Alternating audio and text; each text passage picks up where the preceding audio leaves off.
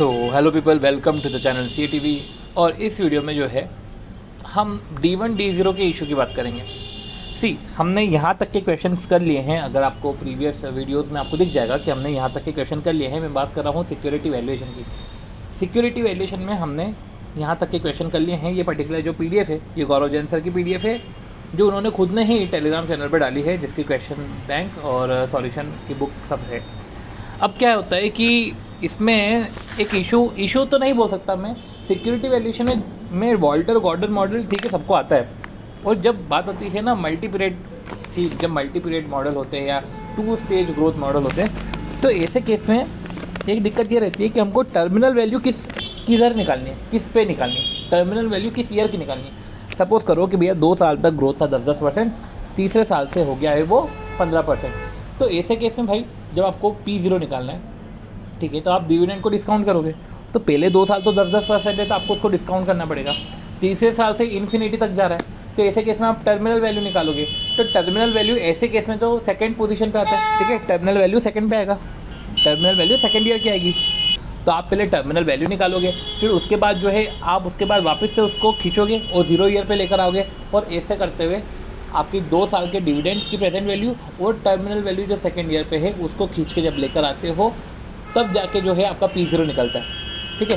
तो हम इधर ही देखेंगे, हर क्वेश्चन में हम बस ये देखेंगे कि टर्मिनल वैल्यू किस ईयर पे निकल रही है। और हम जो सोच रहे हैं, हमने जो देखा है वैसा का वैसे ही सॉल्यूशन में हो रहा है कि नहीं हो रहा है, हम सॉल्यूशन नहीं करेंगे, हम बस टर्मिनल वैल्यू का ईयर पता करेंगे।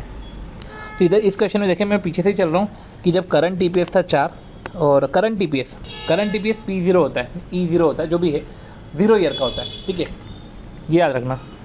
इनफैक्ट इनकम स्टेटमेंट में भी जो देके रखे हैं वो 0 होता है, राइट। इसी देखो फर्स्ट ईयर में जो है इन्होंने EPS बढ़ाया और 5.60 करा, जो भी है। ग्रोथ है 40% का, ये लास्ट फ्यू ईयर से है। अब हाई ग्रोथ रेट जो है अगले 5 साल तक रहेगी, उसके बाद जो है डिक्लाइन हो जाएगा 40 से 10, समझ रहे हो। मतलब कि पहले 5 साल, ठीक है, 1 2 3 4 5, पहले लिखो इसको, पहले 5 साल है आपका 40%, फिर 40 से 10 हो गई ड्यूरिंग द नेक्स्ट 5, मतलब अगले 5 साल, मतलब 6 7 8 9 10।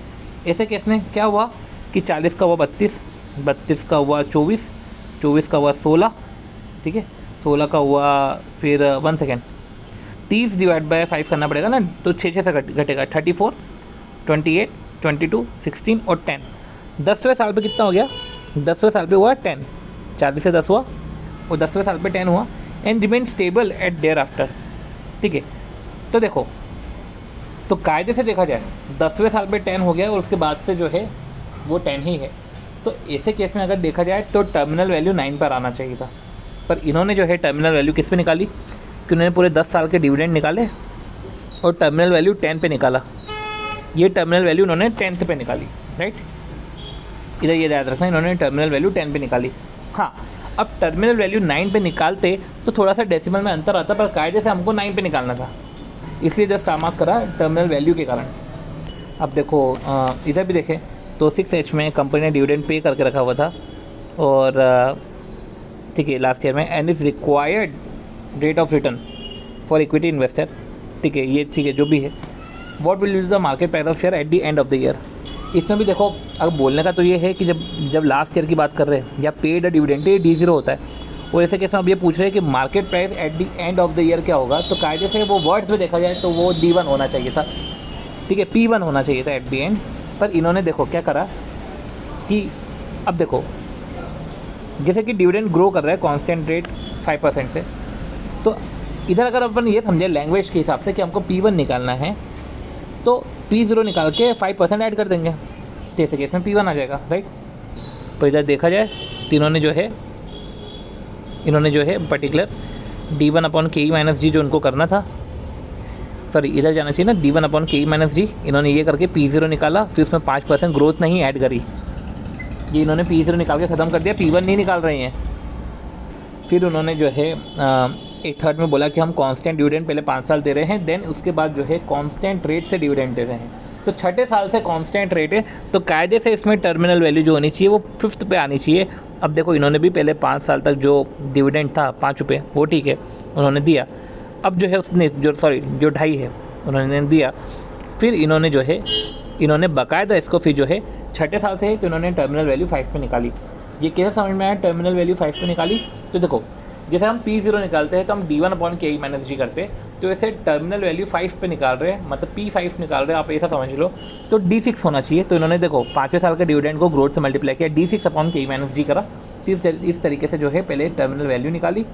ठीक है, तो आप समझ रहे हो जिस साल से सेम हो रहा है, ठीक है 6 ईयर से सेम हो रहा है, तो आप ऐसे में टर्मिनल वैल्यू 5 की निकालो, राइट। यही आपको इधर देखने को मिला है और इनफैक्ट ये हर जगह ऐसा ही है। ठीक है, ये 2 क्वेश्चन बताने का यही मकसद था कि आपको बस ये समझना पड़ेगा कि देखो ये 10वें साल से मतलब कि किस साल से कांस्टेंट हो रहा है, उसके एक पहले तक आप जो है उसके एक पहले के आप टर्मिनल वैल्यू निकालो। यही जो मैं आपको अभी लास्ट वाला क्वेश्चन देखा था कि इसमें मैंने आपको बोला था कि टर्मिनल वैल्यू 9 पे आनी चाहिए पर 10 पे कर रहे हैं, वैसा ही क्वेश्चन 6G भी है। देखो इसमें भी देखो अगर आप तो 18% से ग्रो हो रहा है नेक्स्ट 4 ईयर। ठीक है, फिर लीनियरली 14 पे चले गया आफ्टर फर्स्ट 4 ईयर, मतलब कि लीनियरली कैसे गया 17, 18, 16, 15, 14, मतलब पहले 4 साल ये, ठीक है, फिर 5वें साल 17, ठीक हो, फिर 6ठे साल 16, फिर 7वें साल 15, ठीक है, फिर 14 8वें साल। अब देखो 8वें साल 14 है और देखो 8वें साल 14 होने के बाद 9वें साल से कांस्टेंट। ठीक है, तो मतलब 8वें साल भी 14 और 9वें साल से भी। तो इन्होंने अब क्या किया, देखो इन्होंने D7 तक ही निकाला था डिविडेंड, क्योंकि उनको पता है कि 8वें साल से तो कांस्टेंट ये, तो ऐसे केस में टर्मिनल वैल्यू उन्होंने 7 पे निकाली, टर्मिनल वैल्यू 7 पे निकाली, तभी तो उन्होंने 7 से डिस्काउंट किया। तो आप ये याद रखना कि देखो इन्होंने D1/KE-G मतलब D8/KE-G टर्मिनल वैल्यू उन्होंने 7 पे निकाली, तो इस तरीके से हुआ है। तो आप समझ रहे हो कि आपको इधर जो है टर्मिनल वैल्यू इधर 9 पे निकालनी थी। ठीक है, ये जो 6F का क्वेश्चन है, ये 6F का क्वेश्चन भी अच्छा क्वेश्चन है। ठीक है, ये तो अपन ने टर्मिनल वैल्यू देख लिया। ठीक है, इधर अपन ने लैंग्वेज के चक्कर में देख लिया एक क्वेश्चन, वो कुछ ऐसा था कि जो सैम लिमिटेड है उन्होंने डिविडेंड पे करा है, ठीक है, पे कर दिया है और वो ग्रो कर रहे हैं 6% और after paying dividend board declare to take up a project by retaining. ये सोच रहे हैं कि अब हम जो है रिटेन करते हैं 3 साल के डिविडेंड और हम एक्सपेक्ट कर रहे हैं कि प्रोजेक्ट का वही सेम रिस्क है जैसे था। अब रिजल्ट ऑफ द प्रोजेक्ट जो है वो 4th ईयर ऑनवर्ड से आएगा। आपने 3 साल तो रिटेन करा और 4थे साल से जो है ये आया, 4th ईयर ऑनवर्ड से आया और डिविडेंड जो है 2.5 है और विल ग्रो 7%। ठीक है, 2.5 है एंड विल ग्रो 7%। अब पॉइंट ये आता है कि 4थे साल पे 2.5 है और जो है 7%, अब जो है आगे 7% रहेगा। तो देखो अब समझो, तो बोला कि हम 4th ईयर से डिविडेंड पे करेंगे, 2.5 रुपये रहेगा डिविडेंड और हम आगे जो है 7% करेंगे। कायदे से इधर जो है P4 आना चाहिए था, पर इन्होंने जो है इधर P3 निकाला, मतलब कि टर्मिनल वैल्यू 3rd पे निकाली। एक बार देख लेते हैं। ठीक है, देखो अगर आप देखो तो इन्होंने जो है पहले तो अभी की प्रेजेंट वैल्यू निकाली D1/KE-G, वो तो चलो ठीक है। अब उन्होंने जो है 3 साल तक डिविडेंड नहीं बांटा था, 4थे साल से 2.5 रुपये डिविडेंड बांट रहे हैं। तो देखो अगर P4 निकालते तो D5/KE-G करते, पर इन्होंने जो है बाकायदा D4/KE-G करा है, मतलब एक तरीके से P3 पे गए हैं, टर्मिनल वैल्यू 3 पे लेकर आए हैं, फिर 3 साल से उन्होंने डिस्काउंट करा है तब जाके वैल्यू आई है। तो ये याद रखना, इधर जो है टर्मिनल वैल्यू 3rd पे आएगी। तो यही कुछ पॉइंट थे जो समझाने के थे। ठीक है, इधर टर्मिनल वैल्यू 3rd पे आएगी और इस तरीके से हमारा ये जो बताने का जो था, जो मेरा मकसद कि उधर आपको टर्मिनल वैल्यू 9 पे निकालनी थी, 10 पे भी निकाली तो देखो डेसिमल का अंतर आएगा, पर निकालनी उधर 9 पे थी। ठीक है, तो ऐसे कन्फ्यूज़ मत होना। तो इधर भी ये याद रखना कि आप इसको ऐसा समझ ही लो कि आप डिविडेंड ही पे नहीं कर रहे हो, फिर एकदम से डिविडेंड पे कर रहे हो। ठीक है ना, तो जब से आपने डिविडेंड पे करा, ठीक है, 4 जैसे डिविडेंड पे करो तो 1 साल पहले मतलब आपको D3 तक, मतलब टर्मिनल वैल्यू 3rd तक जाना है। ठीक है, ऐसी चीज़ों में ये पर्टिकुलर टाइप ऑफ क्वेश्चन में आप याद रख लो, पर बचे हुए जो हमने सीन पढ़े थे सारे के सारे, उसमें तो आपको समझना पड़ेगा कि उधर टर्मिनल वैल्यू उधर आपको 9 पे निकालनी थी, राइट। अब इसमें भी एक पोर्शन है, देखो इसमें भी ऐसा है कि अगर आपको समझना है वैसे, या आपको एक तरीके से याद ही रखना है, क्या इंस्टीट्यूट ने 10 का बोल के रखा है तो हम 10 ही याद कर लेते हैं, क्या ये 9 वाइन पे निकाले। तो देखो इधर फिर समझने का फिर एक ऐसा तरीका हो सकता है, 1 सेकेंड, आप उसको ऐसे समझ सकते हो कि जो पे आउट रेशो है, जैसे मैं आपको बोल रहा हूँ कि 10th ईयर में भी 10 है, उसके बाद से भी 10 है, तो इधर देखो पे आउट रेशो जो है, पे आउट रेशो वो क्या लिखा हुआ है, the pay out ratio 1 second will be increase linearly increase and stabilize at 50%, मतलब कि 10% से इंक्रीज होगा और 50% तक जाएगा at the end of 10th year, right. तो अगर आपको वैसे याद रखना है कि यार जो है ग्रोथ वो भी 10th ईयर पे ही सेटल हो रहा है, और जो है पे आउट रेशियो ये भी 10th ईयर पे ही सेटल हो रहा है, जो स्टेबलाइज हो रहा है 50% पे, देन इसके बाद से कंटिन्यू है। अगर आपको वैसे याद रखना है तो जब चीज़ें वो सेटल हुई, जैसे 10th ईयर पे सेटल हो गया वो 10%, अब उसका आगे 10% ही रहेगा। पे आउट रेशियो 10th ईयर पे सेटल हुआ, उसके बाद से जो है अब सेम ही रहेगा।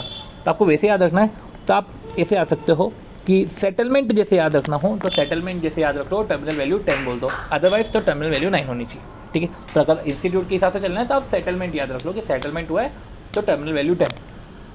तो ये इधर लिख भी दिया है कि कल को कभी सेटलमेंट का कोई सा दूसरा क्वेश्चन आए तो हम उसको देख लेंगे कि टर्मिनल वैल्यू 9 होना चाहिए, पर अगर ग्रोथ एंड पे आउट सेटल हो रहा है 10 पे तो टर्मिनल वैल्यू 10 निकाल लेंगे। ये डी और ई वाला पोर्शन है, डी और ई, इसका भी हम टर्मिनल वैल्यू एक बार देख लेते हैं। देखो ई में क्या है कि जो सीवेल कॉर्पोरेशन है, a manufacturer of do it yourself hardware and houseware, reported earning per share reported 2003 है, on which dividend paid, earning expected है 15%। देखो 2004 से 2008, ठीक है। During this period pay out ratio तो चेंज ही नहीं रहेगा। 2008 के बाद growth rate is expected to drop at a stable rate. देखो 2008 के बाद, ठीक है, 2008 के बाद 6% हो जाएगा, और pay out ratio is expected to be increase to 65% of earning. तो 2008 के बाद, जैसे 2008 के बाद, देखो इधर ऐसा बोल दिया 2008 पे 6% नहीं है, आफ्टर 2008 बोला है, ठीक है, आफ्टर 2008, ठीक है। तो आफ्टर 2008 है, जैसे कैसे आप आफ्टर 2008 है ना, तो 2008 है तो P8 मत बोल देना, ये इधर ये भी समझना। ये भी क्वेश्चन इस मामले में थोड़ा सा इंपॉर्टेंट हो जाता है कि आपको जो है P8 मत समझ लेना।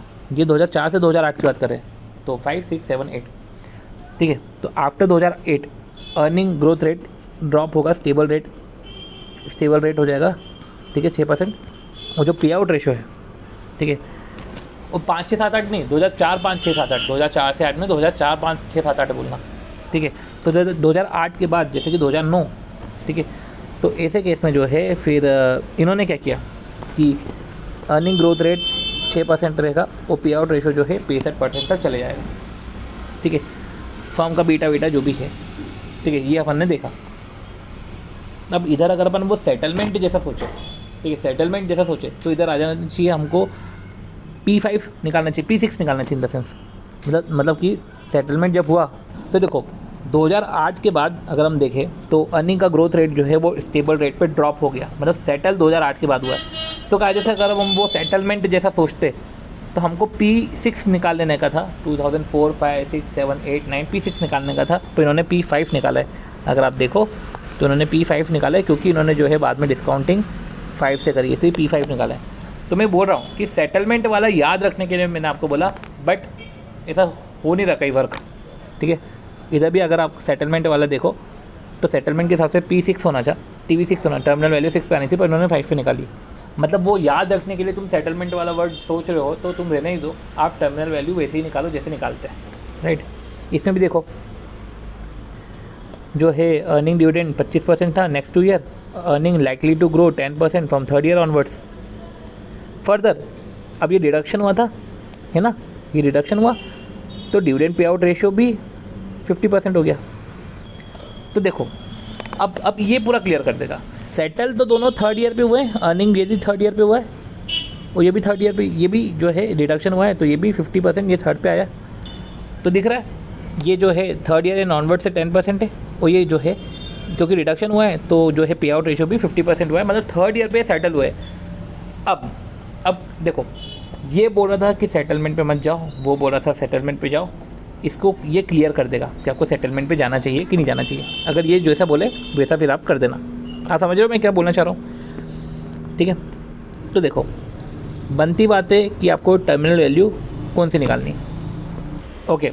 तो जब वो सेटलमेंट वाला आगे फंडा छोड़ो, सेटलमेंट वाला देखो, ये क्वेश्चन 6D वाला क्वेश्चन और जो है 6I वाला क्वेश्चन, दोनों सेटलमेंट वाले क्वेश्चन थे, ठीक है। अब देखो फिर ऐसे केस में जो है आपको सिर्फ ये याद रखने का है कि आफ्टर 2008 ये ग्रोथ इतना बढ़ गया, ये इतना बढ़ गया, तो इसको सेटलमेंट जैसे नहीं सोचते हुए आप नॉर्मल तरीके से P5 निकालो।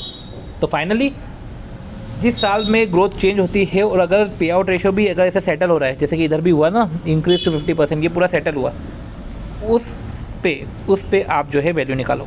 जैसे उधर टर्मिनल वैल्यू 10, ठीक है, इधर टर्मिनल वैल्यू 3 जो भी है।